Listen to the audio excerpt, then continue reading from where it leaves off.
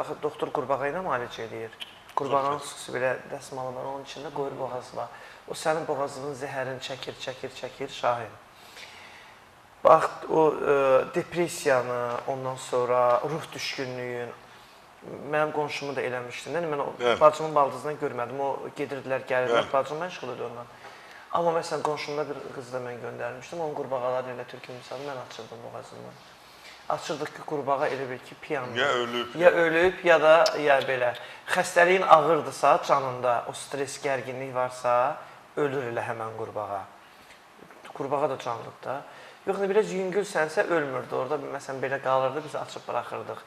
Amma əvvəl nəyə qoydunsa öldü, nəyə qoydunsa öldü.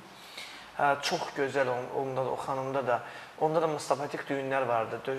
Deməli, süd vəzində, sinəsində deməli, düyünlər var idi. Elə bir də onkoloji məsələdir. Hətta həkim ona demişdi, ana olmalısan, neynəməlisən ki, o düyünlər oradan çəkilsin. Doktorun o qurbağası ilə mastopatik düyünlərdən əziyyət çəkən xanımlarımız. Elə bilirsiniz, onkolojidur, nə bilim, sancı verir, qovuza, ora, bura. Yəni, bilin ki, onu doktor çox gözəl qurbağa ilə müalicə edir.